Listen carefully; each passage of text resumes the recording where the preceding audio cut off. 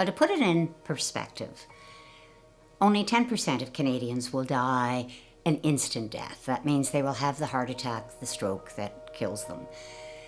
90% of Canadians will die from chronic diseases.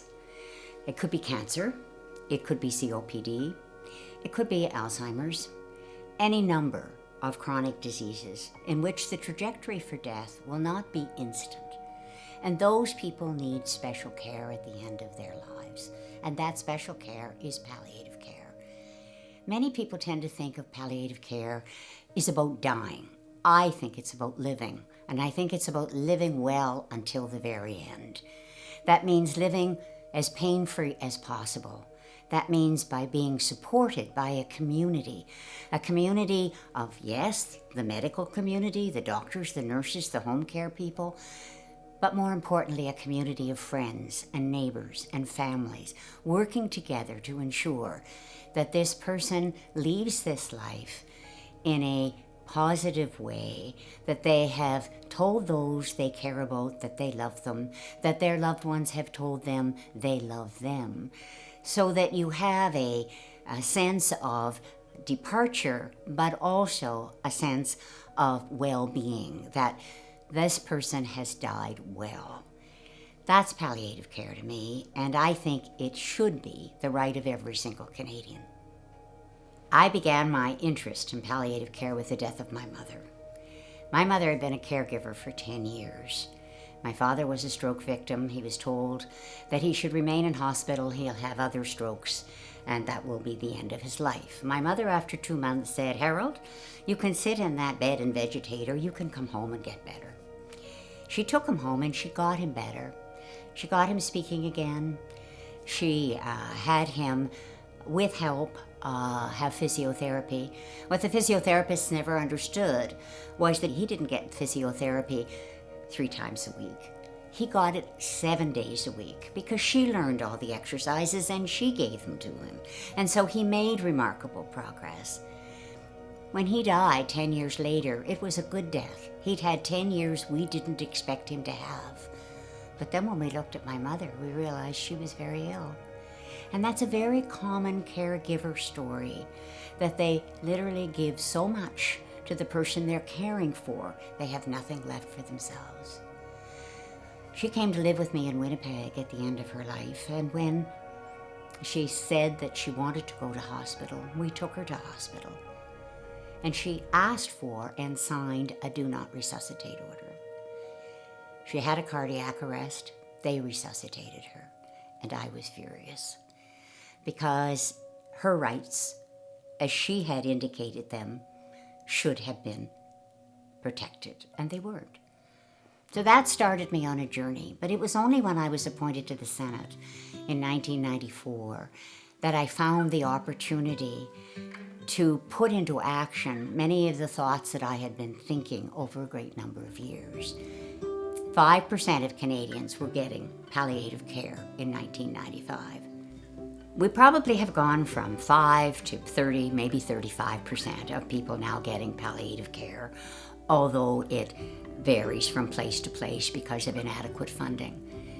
But to me, that isn't a win. We still have 70% to go. And it's that 70% that we need to concentrate on. Canadians should have 100% access to the care that they need at the end of their lives. And to this day, we still don't have a national strategy on palliative care. But I have great faith in Canadians. I know that they want to reach out to other human beings in times of need, but they don't know how. They don't know what resources would help. You know, sometimes it can be as simple as, I hear your mother's not doing very well. Could I take over your snow shoveling for a couple of weeks?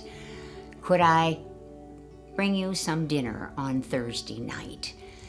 If I'm part of your faith group, could we come and spend some quality spiritual time with your mother? Whatever works to make that family more comfortable and to ease the burden on the caregiver is what should be accomplished by a compassionate community. Compassionate communities is a concept that says that a person should not die alone. A person should die as part of a community. And we know that only about 10% of that person's daily activities will be taken care of by a doctor or a nurse or a pharmacist or whatever. But what about the other 90%? The sandwich generation is caught. They are driven between care for their parents, care for their children, the ability to progress in their own work environment, so they have the money to, quite frankly, care for both the parents and for the children. They are often caught in intolerable situations. Something has to give. When I tried to present to the Cabinet Committee the aspect of how we could use employment insurance benefits for a compassionate leave for people who wanted to care for their dying loved ones, I was sitting around a table with a number of ministers, all of whom had their own agenda. They were all presenting at that meeting, all trying to get funding from the federal government. And I knew I had to grab their attention. So I said, "You're all going to die." I can assure you every face went up from the table. And then I said, "And now I want to talk about how you want to do it." We got the benefit. We didn't get what we wanted. We went in asking for 10 weeks. We ended up with 6. But that was the foot in the door. And now, of course, it has been broadened and broadened and broadened. And now it's up to a year in benefits that someone can take. But that only works, again, if the community gets together, because EI benefits in and of themselves are not adequate to live on. They have done it for maternity leave. Well, if you can understand the importance of providing support to a new mother and a new baby and the new father, it's wonderful. It's a sign of who we are as Canadians. And why can't we do the same thing when someone is dying? Surely that also is a sign of our humanity, of what we mean to one another. What we cannot lose sight of is that this person is an individual with their wants, their desires, their needs, till the very end. We are a death-denying society, so as soon as somebody says, "Oh, they're dying," we seem to flee in so many directions, when that's exactly the time we need to come together to support that individual in a trajectory that may be months, it may be even years. Because someone is dying, it doesn't mean it's happening tomorrow. And they need our love, they need our support. Making people aware of the dying experience cannot be focused only on seniors. It's not just a post-65 condition. It can happen at any time. And while we remain a death-denying society, we tend to lose that focus. If we can educate everyone that dying is a natural part of life, we can arm them with some supports.